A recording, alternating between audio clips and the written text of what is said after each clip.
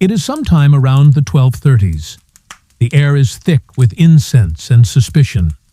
Monks shuffle through cold stone corridors in sandals that never quite fit. Somewhere in the candle-lit halls of power, a man wearing an extremely pointy hat, Pope Gregory IX, is preparing to issue a decree. But not just any decree. This one will set the stage for rats, fleas, death, and centuries of whispered feline revenge. Now, you may be wondering how we got here. It all starts, rather predictably, with fear. And what is more medieval than a good old-fashioned panic about Satan? Yes, Satan. He gets blamed a lot back then. For bad weather. For women who knew how herbs worked. For sour wine. And in this case, for cats. But before we dive too deeply into the cat part, let us set the mood. This is medieval Europe, a place where shoes are optional, bathing is suspicious, and literacy is something you mostly outsource to monks. Most people believe in demons. Most people have never met anyone from more than 10 miles away. And most people definitely believe that sin has a smell. Usually that smell is sulfur, or, oddly enough, a really strong cheese. It is against this spiritual backdrop that Pope Gregory IX, a man best known for his frown, decides it is time to do something about a troubling rumor. That rumor is that heretics, people who worship wrongly or just think differently, have been doing unspeakable things. And allegedly, they are doing them with the help of cats. Now, to be fair, this whole situation was kicked off by a man named Conrad of Marburg. Think of him as the 13th century equivalent of a neighborhood watch captain who takes things way too seriously. Conrad claimed that he had discovered a secret cult performing rituals involving a black cat. According to him, the cat would slink in backwards, of course, because drama, and receive kisses on its butt from the gathered faithful. This was apparently the opening act to a longer evening of infernal worship. Yes, that is what he said, and people believed him. You see, black cats already had a complicated reputation. In ancient Egypt, they were divine, but in medieval Europe, not so much. Here, they were suspicious, slinky, nocturnal, and worst of all, independent. In a world that expected obedience, cats were frankly too self-assured. They did not heel. They did not beg. They just stared, judged, licked themselves, and sometimes sat perfectly still in church while staring at the priest. This was clearly devilish behavior. So when Pope Gregory IX received Conrad's reports, he did not laugh. He issued a formal letter known as a papal bull. This one was called Vox in Rama, which translates to something like a voice in Rama, a biblical reference soaked in gloom and sorrow. In it, he described the disturbing rituals, the black cat, and the deeply heretical nature of all this feline business. Now, if you are imagining that the Pope called for the total destruction of all cats everywhere, that would be a bit dramatic. But what he did do was just enough to tip the scales, just enough to turn suspicion into persecution. And that is where the real trouble began. Because, you see, in medieval Europe, word traveled like gossip in a small village. Slowly at first, but with flair, Vox in Rama was read aloud, copied, debated, and, eventually, interpreted in all sorts of imaginative ways. And in the minds of many, it became a warning. Cats, especially black ones, were not to be trusted. They were unholy, unnatural. They were witches' familiars. And they were definitely, probably, working for the devil.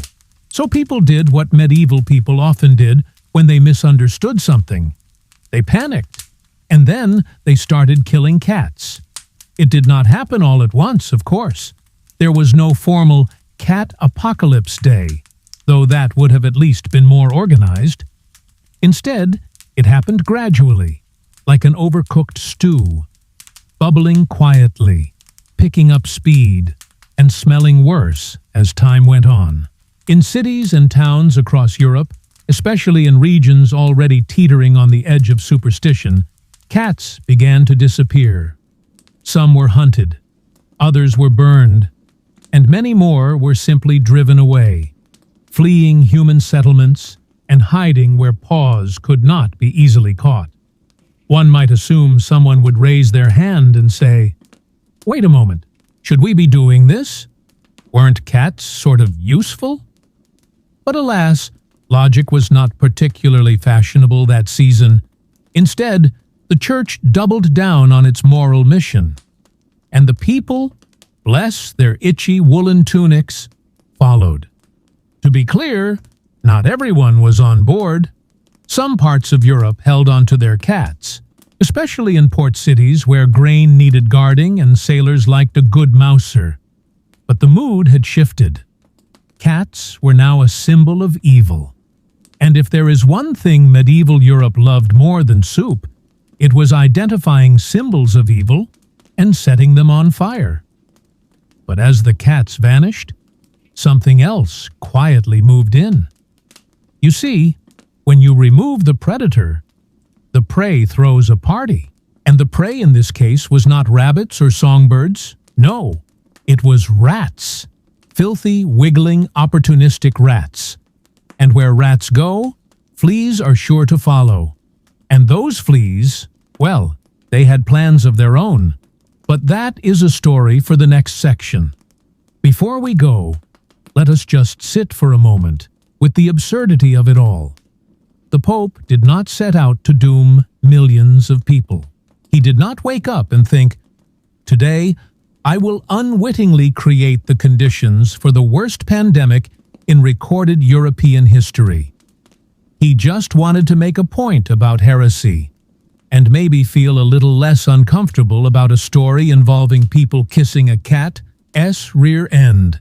History, dear listener, is not always a straight line. Sometimes it is a twisted, tail-chasing circle of superstition, poor hygiene, and deeply suspicious animals. Now, breathe slowly.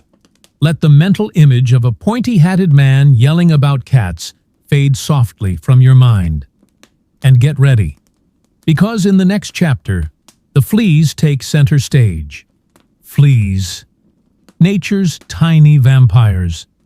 They do not get invited to many conversations, which is perhaps how they like it. But if history were a long, uncomfortable dinner party, the fleas would be the guests who never left and quietly destroyed the silverware while no one was looking. Now, imagine this. It is the early 14th century. Cats, once modestly tolerated across towns and cities, are now regarded with something between suspicion and open hostility. They are fewer in number, hiding in barns, vanishing from homes, no longer strolling across monastery walls or lurking near kitchens. Their absence? Not particularly noticed, until the scratching starts. But before we get to the scratching, we must turn our attention to the real party animals of the Middle Ages. Rats. Rattus rattus, to be precise. The black rat. Agile, adaptable, and absolutely thrilled that its mortal enemy, cats, has been systematically shunned. These rats had been doing quite well even before the feline persecution. But now? Oh, now they thrive. Food is plentiful. Humans are messy. Streets are lined with waste. And no one, it seems, is paying close attention to the rustling in the shadows.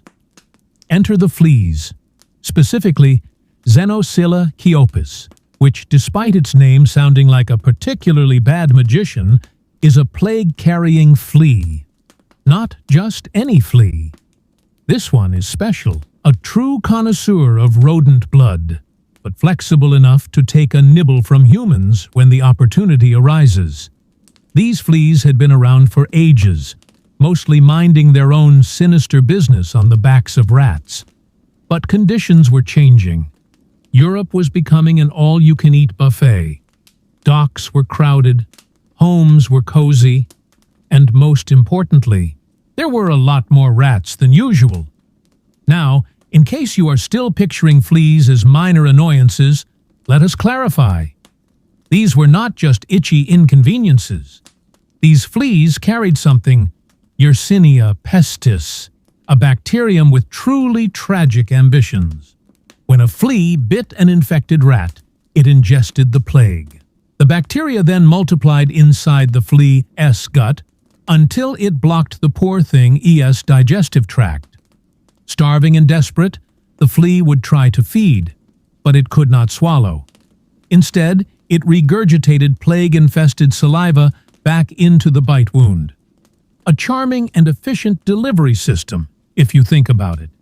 And just like that, a chain reaction began, from the backs of rats to the ankles of people, to entire villages gasping under blankets soaked in fever dreams. This was the prelude to Europe's most infamous nightmare, the Black Death. But let us not get ahead of ourselves. We are still in the scratching phase. People begin to notice. It starts small, a few bites here and there, more rats than usual. Then someone develops a lump under their arm, or in their groin, a bubo, swollen, painful, and increasingly purple. The name bubonic comes from these very lumps, you know. Sweet dreams. As these symptoms spread, the theories do too. Some blame bad air. Others blame foreigners. A few insist that celestial alignments are to blame. But almost no one, and I mean no one, points at the missing cats. You see, medieval Europe was not big on cause and effect. It was more into signs and wonders. A sick child was punishment for sin. A spoiled harvest was probably due to someone forgetting to tithe. And a plague that starts with a flea-riddled rat? That just felt unlikely. So instead of reinvestigating the local cat population, people doubled down on their superstitions. Dogs were muzzled. Bell towers rang with desperation. Priests waved incense in every direction.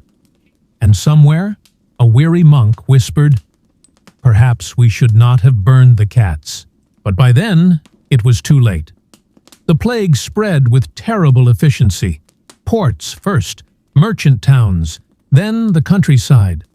By the mid-14th century, it had reached almost every corner of Europe. Some cities lost half their population in months. Entire families disappeared. Villages were abandoned. And yet, the rats kept running, and the fleas kept biting. It is here that we must pause. Not for drama, of course, but for reflection. Because history is not just a timeline.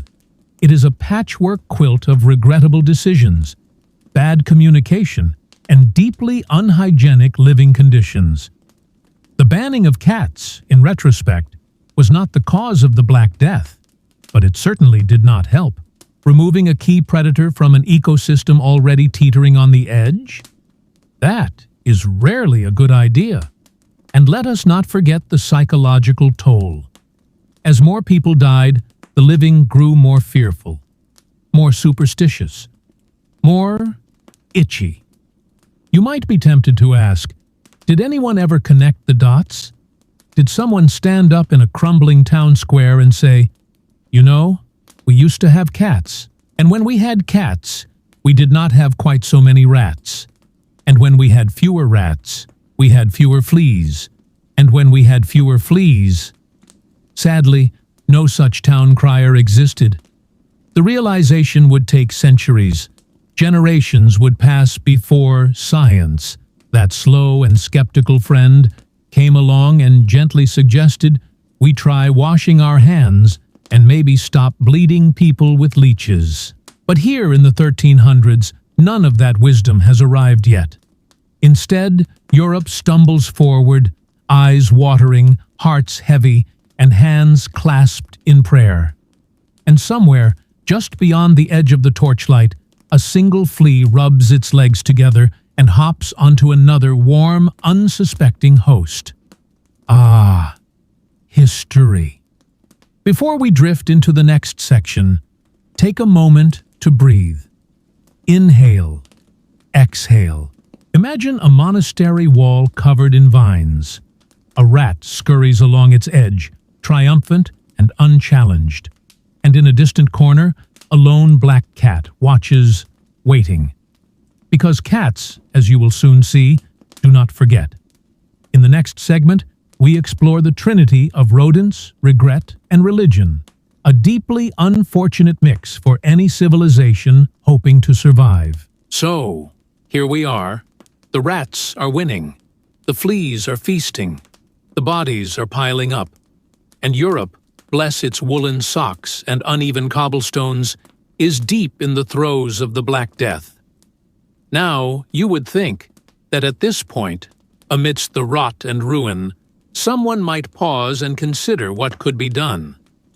But medieval Europe had its own way of solving problems, and those solutions, more often than not, involved two things: blaming someone and going to church. Let us begin with the rats. They were everywhere. In the homes, in the markets, in the grain stores, on the ships, under the floorboards, along the rafters. Rats were not simply pests. They were cohabitants, hairy, agile, slightly smug roommates who brought with them tiny packages of plague in the form of fleas. And without cats to keep them in check, their numbers exploded. One chronicler in Florence described the situation with a kind of weary horror. No one was safe, not in the city, not in the countryside. The rats came like soldiers and left like kings, which is a poetic way of saying people were outnumbered and the rats were winning the war. But instead of recognizing the ecological imbalance, again, something Europe was in no position to understand, people turned to what they did understand: guilt and divine punishment. Which brings us to the regret. A deeply human emotion, especially when one realizes they may have contributed to their own doom by, say, declaring war on cats. Regret comes in stages. At first, it is denial. This is not our fault. This is just fate. Then, anger. It must be the Jews, or the lepers, or those strange travelers with foreign accents. Yes, Europe had a long history of punching sideways instead of up. And then, finally, a sort of sleepy acceptance. Perhaps this is just how the world ends. Slowly, and with a sneeze. And somewhere, beneath all that panic, a sliver of recognition began to form. A memory, perhaps, of a quieter time, when cats lounged on windowsills and rats stayed outside, when the night was not filled with scratching. But of course, it was too late for that now. You cannot exactly issue an apology to the feline kingdom. Cats do not accept apologies. They accept sacrifices.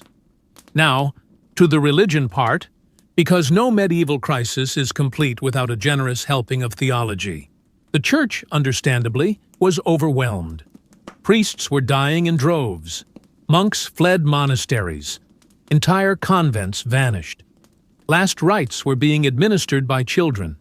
And yet, the church had a job to do. Explain why this was happening. And so, theories flourished. God was angry, obviously. But angry at what? At heresy? At vanity? At the French? One popular belief was that the plague was divine punishment for humanity's sins. Lust, greed, pride, dancing on Sundays, wearing shoes that were too pointy. You know, the usual offenses. So people did what they thought would help. They prayed harder, whipped themselves in public, built shrines, walked barefoot across entire countries, lit candles, sang mournful songs, and avoided cats. Still, the plague did not care. It spread anyway, unmoved by incense, unimpressed by Gregorian chants, indifferent to candlelight vigils. And yet, in some dusty corner of a crumbling church, a friar may have whispered, We had guardians once, creatures who hunted the darkness, creatures who asked for nothing but scraps and a place to sleep. And we cast them out. But no one really listened. Not yet. You see, in times of crisis, humans are remarkably creative in their desperation. And the 14th century saw a stunning parade of spiritual misfires. Some believed the end times had arrived. Others blamed astrology. There were theories about poisoned wells, curses, miasmas, even, curiously, the alignment of Saturn and Jupiter. But nowhere in the long scrolls of divine interpretation did someone say, it might have been the fleas, or the rats, or, the mass feline genocide. Such ideas were far too practical, and so people kept dying. Whole villages ceased to exist. Fields lay fallow, markets closed, bells tolled until the ropes frayed. And through it all, the rats scampered freely, fat and smug. And the fleas drank deeply, utterly unaware of their historical significance. In Paris, the university declared that the plague was caused by a triple conjunction of planets in Aquarius. In Avignon, the Pope sat between two roaring fires, believing the flames would purify the air and keep the plague at bay.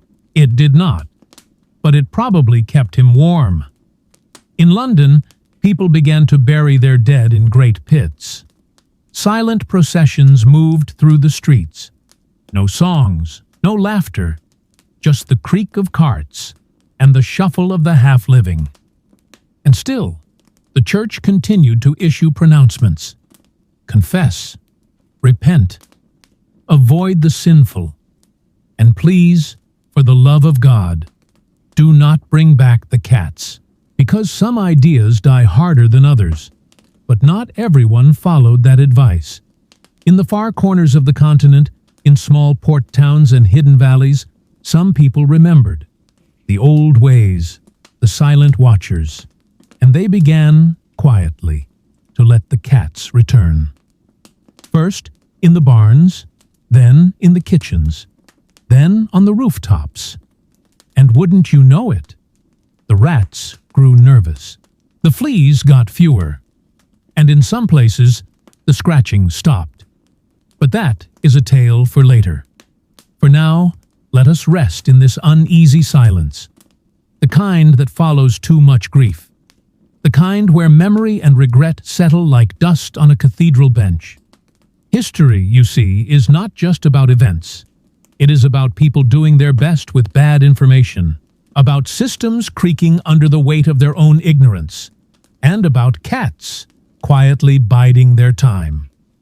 In the next section, we explore how cats eventually got their revenge. Spoiler, it is less dramatic than it sounds, but somehow deeply satisfying. So, where were we? Ah, yes. Europe, mid-sneeze, mid-sorrow, mid-crisis. The plague has peaked in many places, though no one is really sure. Records are incomplete. Gravediggers are tired. Hope is thin. And yet, something curious is happening. Something that does not involve celestial alignments or jars of leeches or barefoot pennants across frozen countryside. It involves cats. You remember cats, small, quiet, judgy, the original freelancers, the ones booted from society under suspicion of being Satan's interns. Well, they are coming back now. Not triumphantly, of course. This is not a movie. There is no dramatic return, no fanfare, just the occasional meow from a barn roof, a flicker of tail behind a haystack, a pair of glowing eyes under a bed. At first, no one dares say it out loud, but farmers notice, bakers notice. Even the monks, those who are still alive and reasonably coherent, begin to notice. The rats are retreating. The grain stores are less nibbled. The scratching in the walls is quieter. The fleas, though not gone, are fewer. And what has changed? Cats. Somewhere in a crumbling village in Flanders, a widowed woman lets a stray sleep by her hearth. In a Tuscan vineyard, a boy tosses scraps to a tabby in the shadows. In a Scottish port, sailors bring ship cats ashore, tough little creatures that survived plague voyages and seem completely uninterested in superstition. And slowly, very slowly, the idea creeps in like a draft through a cracked chapel window. Maybe, just maybe, the cats were not the problem. Of course, no one comes out and says this. That would imply error. And if there is one thing medieval institutions do not handle well, it is admitting they were wrong. But regular people? They are more flexible, especially when their bread is no longer being eaten by rats, and their legs are no longer a buffet for fleas. Thus begins the soft, non-violent revenge of the cat. There are no claws involved, no dramatic confrontations, just a quiet return to relevance. You see, the thing about cats is they do not forgive, but they also do not bother holding a grudge in any way that costs them energy. They simply observe, wait, nap, and when the humans are ready to be sensible again, they reappear as if nothing happened. Europe begins to reintegrate cats into daily life, though this reintegration is far from uniform. In some regions, black cats are still avoided, because old superstitions die slower than fleas. In others, cats are welcomed back with cautious affection. Their presence becomes practical again, necessary, even comforting. And the cats? They do what they have always done: show up, clean themselves, pretend to own the place, and reduce the rodent population. There are, of course, exceptions. Some towns remain stubbornly cat-free, preferring instead to trust in garlic, smoke, and increasingly desperate theological debates. But even these holdouts start to notice something. The places with cats seem to recover faster. Not entirely, not miraculously, but measurably. This becomes particularly evident in port towns. Ships without cats are overwhelmed by rats. Ships with cats? Still terrible, yes, but slightly less so. And in a time when less terrible feels like a win, cats quietly become good luck again. You can see it in the art, too. Not at first, but over time. Paintings that once cast cats as demonic begin to soften. Manuscripts feature them curled around saints' feet. Marginal doodles, those delightful little scribbles in the corners of medieval texts, begin to show cats swatting mice. It is not a revolution. It is a rebalancing. The revenge, if we can call it that, is not about power. It is about presence. Cats reassert their usefulness not by argument, but by being impossible to ignore. They make themselves valuable again, as they always were. And this time people notice. There are even records of monasteries assigning cats to specific duties. One particularly charming document from a Welsh priory details the expenses for milk for the scribe s cat, artitionti, along with a note that the cat keeps mice from chewing at the gospel. A practical saint, if ever there was one. But even as cats claw their way back into favor, the echoes of their persecution remain. Superstitions linger. Fear is a hard stain to scrub away, especially when it is tied to religion. Still, cats continue their quiet campaign. They sit beside spinning wheels. They watch over bakers' ovens.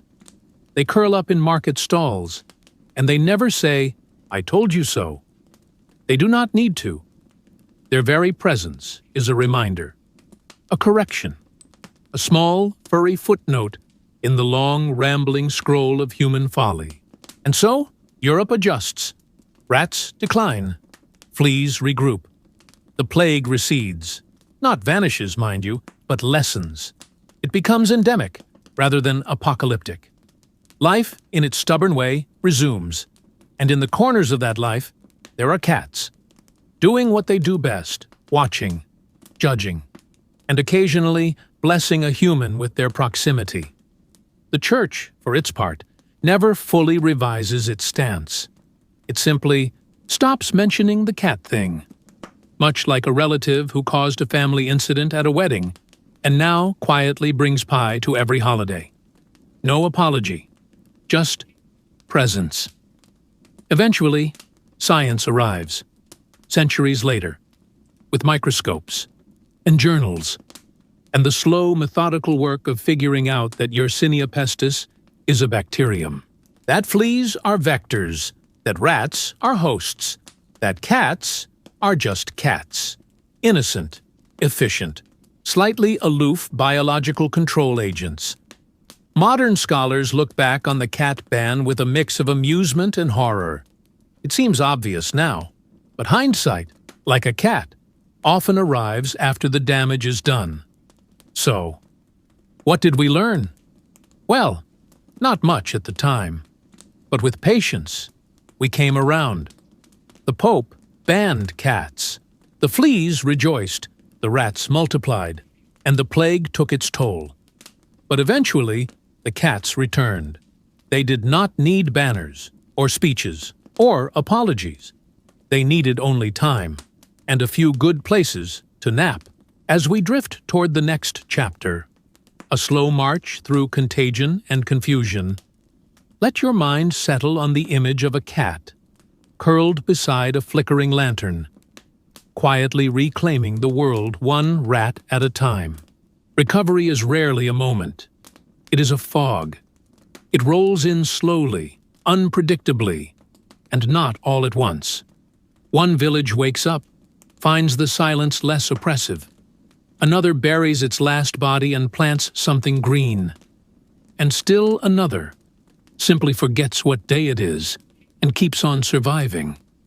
That was Europe in the aftermath of the Black Death, or rather, the middle of it. Because, fun fact, the plague did not really end. It just moved in, like a terrible roommate who eventually starts doing their share of the dishes. Let us backtrack for a moment. The first wave of the Black Death peaked around 1347 and 1351. That is the part people usually talk about. The Great Heaving Collapse, the mass graves, the deserted cities, the horror. But after that, it kept coming back.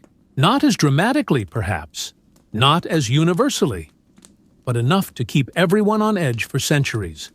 Imagine this. You are a cobbler in Cologne in 1360. You survived the first wave. You think things are looking up. And then someone down the street gets a lump under their arm. You sigh. You look at your neighbor's cat. The cat looks back, unimpressed, and you prepare, again, for the worst. This was the rhythm of late medieval Europe. Plague as background noise, death as a seasonal inconvenience, and confusion as the dominant national mood. Which brings us to the slow march. The Church, now noticeably more humble, begins issuing fewer bold proclamations and more quiet prayers. Cities experiment with quarantine, an Italian word, by the way, from 40 giorni, meaning 40 days. Ships arriving in Venice are required to sit offshore for that long before anyone is allowed to disembark.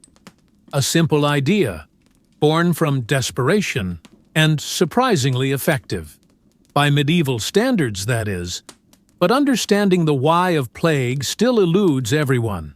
Miasma theory, the belief that bad air causes disease, continues to dominate. People carry flowers, burn herbs, sew vinegar-soaked sponges into their plague masks. These masks, shaped like bird beaks, make everything worse, really.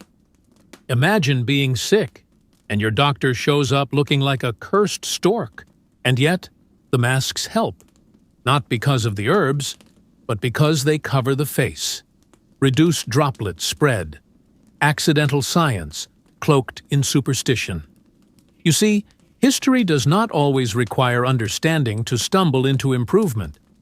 Public health measures slowly evolve. Waste disposal improves slightly. Streets are cleaned occasionally. And most notably, people begin to avoid each other. Social distancing, long before it had a name. A kind of instinctive retreat. Fear becomes habit, and habit becomes culture. But let us not paint this as efficient. This was no renaissance of medical brilliance. It was a patchwork of luck, repetition, and trial by very literal fire. Sometimes cities simply burned down the infected areas, not metaphorically, just lit them up. Problem solved, they thought, though often it solved more problems than they expected, like housing and public trust. Meanwhile, in the countryside, things are stranger. Some regions, especially those isolated by geography, remain untouched. Their populations never see the plague. Others are wiped out entirely. The result? A demographic shuffle of enormous proportions. Labor shortages mean peasants suddenly have bargaining power. Feudal lords, those who survive, find themselves short of workers. So they start offering wages, actual money. For the first time in a long while, commoners begin to rise, not by revolution, but by necessity. The plague, in its terrible way, unhinges the social order just enough to let a few people climb out. This terrifies the nobility. They respond by trying to freeze wages, reinstate old rules. But the damage is done. The idea of mobility, of a life less shackled, has entered the peasant brain. And no amount of lords yelling from horses will unthink it. But even this change is slow, glacial, like a mule dragging a broken cart uphill through mud, in the dark, while sneezing. And yet, across Europe, the whispers begin. Maybe this is not the end of the world. Maybe it is just different now. Art reflects this, too. Gone are the colorful depictions of paradise. In their place, skulls, hourglasses, dancing skeletons. The danse macabre becomes a motif. Death is no longer a distant fear. It is a daily acquaintance. Artists paint it with almost gleeful sarcasm. Death dances with kings. Death whispers to bishops. Death steals apples from beggars. It is morbid. It is brilliant. And it is strangely comforting. In literature, chroniclers shift their tone. Early plague accounts are breathless. Lists of the dead. Cries for help. Later ones? Tired, dry, almost bored. And again, the sickness returned. And again, many perished. And again, we prayed. A sigh written in ink. Medicine? Still a mess. But slowly, university-trained physicians begin to take over from barbers and herbalists. Anatomy becomes less taboo. Some brave souls even dissect corpses. Not many, and certainly not legally, but enough to nudge understanding forward, one careful cut at a time. The cats? Still there, quietly reinstated. No longer blamed, not quite celebrated, but essential. Their presence is now assumed. Part of the furniture. Every village has a few. Every ship, a mouser. Every bakery, a tabby watching from a warm corner. Their revenge is complete. They are safe. Worshipped, perhaps not, but respected. Which, if you ask a cat, is far preferable. As we drift further into this landscape of slow healing, let us remember, Europe did not recover in a burst of glory. There were no victory parades, just people, waking up each day, coughing less, burying fewer loved ones, and, eventually, laughing again. History books skip this part. The middle, the long, awkward chapter where nothing grand happens except quiet persistence. But this is where real recovery lives, in market stalls reopening, in children returning to play, in someone finally trimming a hedge again. So let us pause here. Imagine a crooked village street. Morning mist. A cat stretches on a windowsill. A baker rolls out dough. A bell tolls, not for death this time, but for bread. The next chapter will take us deeper into the reactive absurdity of it all. Cleansing fire, blame games, and a lot of garlic. Because, of course, when understanding fails, people still need to do something, even if that something is wildly wrong. Now, if you have ever wondered what happens when large populations face deadly threats without any understanding of microbiology, germ theory, or even consistent bathing habits, wonder no more. This section is dedicated entirely to the odd, desperate, and occasionally smoky things people did in an attempt to survive the Black Death. And let us be clear from the start. They were trying their best. Let us begin with the fire. Fire, in many cultures, is purifying. It cleanses, sterilizes, and, when you are a panicked 14th century town council, makes things disappear. The logic was simple, if unfortunate.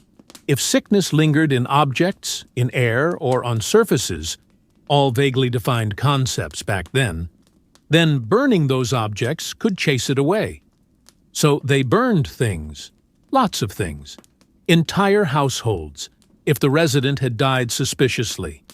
Clothes, bedding, straw mattresses, which were rarely washed, and often hosted more insects than a small ecosystem should legally allow. Sometimes, even neighborhoods were scorched, just to be sure. There were also bonfires of perfumes, herbs, and incense, attempts to sweeten the miasma. Sweet smells were thought to push out the bad ones, like polite guests ushering out rude ones at a dinner party. Scent was therapy. People walked around holding posies, rosemary bundles, cloves in orange peels. Anything fragrant became fashionably functional. Then there was garlic. Oh yes, garlic was the unofficial saint of medieval health. Hung in doorways, worn in amulets, consumed in heroic quantities, rubbed on skin. Some believed it could purify the blood. Others thought it simply frightened away demons. And honestly, if someone covered in garlic walked toward you during the plague, you might instinctively take a few steps back. So, in a way, it worked.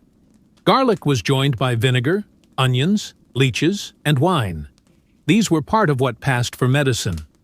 Plague doctors recommended bleeding to balance the humors, along with enemas, herbal compresses, and the application of ground emeralds, yes, ground gemstones, to the sores. Most of this was about as helpful as yelling at clouds. But while the common folk turned to garlic and fire, the authorities turned to blame. Because nothing calms a panicking population like a good scapegoat. Jews were a favorite target. In many towns, they were accused of poisoning wells, or making pacts with the devil, or simply existing suspiciously. Pogroms followed. Entire communities were massacred. People who had nothing to do with fleas, rats, or papal bulls. Just convenient targets for a society desperate to explain the unexplainable. This pattern repeated itself across Europe. Strasbourg, Basel, Mainz, and beyond. In each case, fear became violence. The church sometimes intervened. Sometimes it did not. Sometimes it looked away and whistled.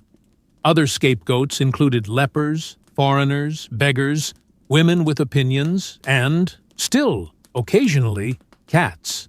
Though by now, cats were more often tolerated than blamed. Their PR had improved slightly. Witchcraft was also invoked. Though the full-blown witch hunts would peak in later centuries, the groundwork was being laid. Anything unexplainable could be attributed to dark forces, and when those forces needed a face, suspicion fell, predictably, on the marginalized. And yet, for all this noise, the plague continued, indifferent, impartial, quietly efficient. One of the stranger rituals to emerge during this time was the flagellant movement. Groups of men, dressed in simple robes, traveled from town to town whipping themselves in public. They believed that by physically punishing their own bodies, they could atone for humanity's sins and stop the plague. Crowds gathered. People wept. Some joined in. It was dramatic, theatrical, and entirely ineffective. The church was not thrilled, especially when some flagellants began criticizing the clergy. Eventually, the Pope banned the practice. The flagellants responded by whipping harder. All of this, fire, garlic, blame, whippings, was not madness. It was logic without information. It was action without clarity. And perhaps most human of all, it was ritual in place of understanding. We crave narrative, cause and effect. Bad thing happens? Someone must have caused it. Therefore, someone must be punished. Something must be burned. Something must be avoided, consumed, worn, prayed over, or buried in a specific way. And this chaos? It was the middle of the 14th century's coping mechanism. Meanwhile, in quieter corners of Europe, some towns took more passive approaches, closing their gates, isolating the sick, assigning caretakers who never left their post. Early quarantine measures, driven not by science, but by patterns observed in bitter experience. And in these places, mortality was often lower. Not always, but often. In Milan, for instance, city officials walled up infected houses with the living still inside. A brutal method, but one that limited spread.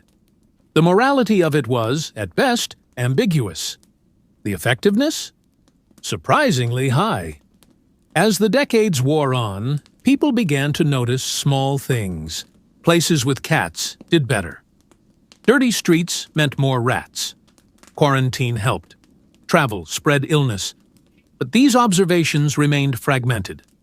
Whispers, not conclusions. Still, the garlic flowed. And we should not mock them too harshly. Because centuries later, we too will stockpile hand sanitizer, hoard toilet paper, and fall prey to conspiracy theories on glowing screens.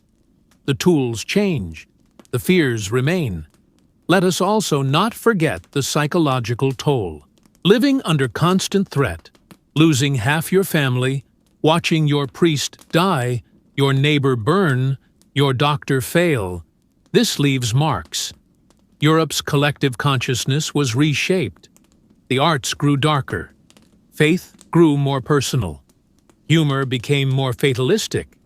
It is during this period that the phrase memento mori, remember you will die, gains popularity.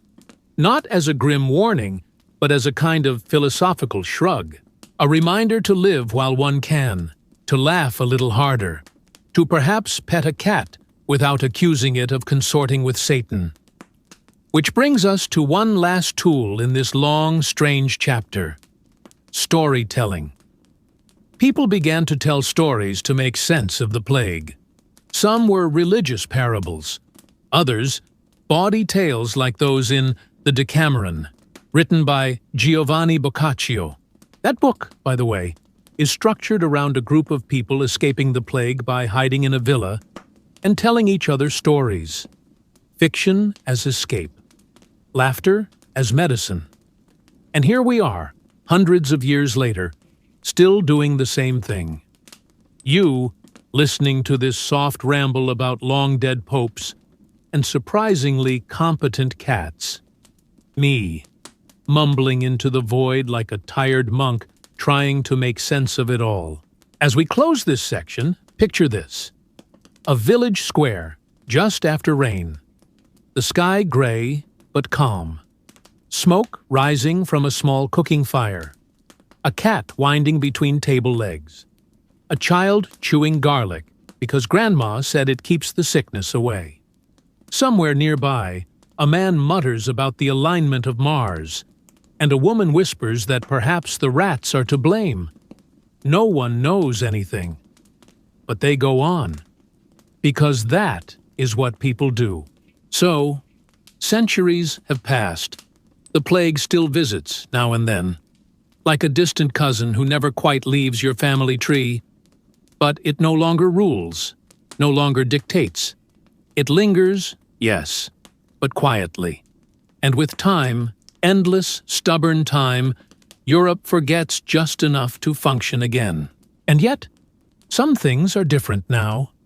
The cats, for instance, are no longer whispered about in alleys or accused from pulpits. They are simply there, not loved universally, but accepted. Like dust on the windowsill or the sound of bells in the morning, part of the rhythm of living. Their return had no ceremony, no apology, just a long collective sigh and a quiet reinstallation into daily life. Ships once again required a mouser before setting sail. Bakeries quietly kept a dish of milk near the oven. Monasteries, once quick to condemn, now included a cat or two among their silent inhabitants. The Pope never wrote a second bull. There was no official papal reversal of the anti-cat sentiment. That is not how institutions work. But new popes came with different priorities, and the old fear that cats were somehow diabolical melted away like morning fog. By the time the Renaissance rolls around, cats are doing fairly well. Artists sketch them in the corners of grand paintings. Writers include them in domestic scenes. Travelers write of markets where cats leap from stall to stall, largely ignored but always tolerated. Even royalty starts keeping them, not as pets exactly, but as luxuries. Soft, quiet, elegant things that made a chamber feel more human. Medicine, too, begins its slow, painful crawl toward science. The microscope is still a distant dream, but anatomy becomes acceptable. Dissection becomes a method, not a crime. Universities, dusty and argumentative, begin to ask better questions. Eventually, in the 19th century, Yersinia pestis is identified. The rat becomes a known carrier. The flea is understood as a vector. The cat is exonerated completely. Too late to save its ancestors, of course. But history has never been kind to its scapegoats. Still, the cat's revenge is now complete. Not through violence, but through vindication. Through sheer survival. It is worth pausing here to appreciate how little cats have changed. Despite centuries of persecution, suspicion, and accidental sainthood, they remain fundamentally unchanged. They do not care for your apologies. They do not hold your mistakes against you. They nap, stretch, blink slowly, and move on. Would that we all could do the same? Now, the Black Death becomes a textbook chapter, a bullet point, a paragraph that students skim and forget until someone makes a video titled "Boring History for Sleep." The Pope banned cats. Then Europe got the plague. Yes, that is us. You are here. You made it. And you know what? That is fine. Because history should not always be thrilling. Sometimes it should be exactly what you need to drift off. A quiet ramble through absurdity. A softly mumbled reminder that we have always made odd decisions. And somehow, we have always found a way to continue. In the end, the plague taught Europe many things, most of which it promptly forgot again. But a few lessons lingered. That cleanliness is not a luxury. That proximity has consequences. That ecosystems are delicate. And perhaps most of all, never pick a fight with the only thing keeping your grain stores from turning into rat hotels. As we close this tale, let us return, briefly, to where we began. A pope, a pen, a scroll, a suspicion. It was never really about cats. It was about fear, about control, about misunderstanding something small and letting it snowball into something unimaginable. But in the end, the cats came back. They watched, they waited, and they quietly helped humanity regain its footing. One rat, one flea, one cautious purr at a time. So if you have a cat curled beside you now, thank her. She probably does not care, but thank her anyway. And if you are still awake, blinking in the glow of your screen, listening to the echo of old stone walls and scratching rats, here is your final reminder. History does not shout. It hums, it purrs, it repeats itself softly until we finally listen. Thank you for joining us for this episode of Boring History for Sleep.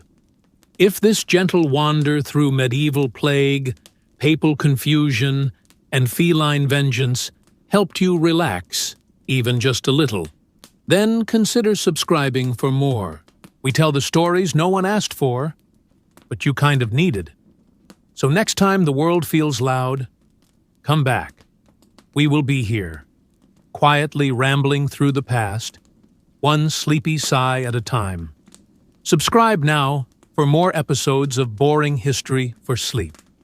Because sometimes the best way to understand history is by napping through it.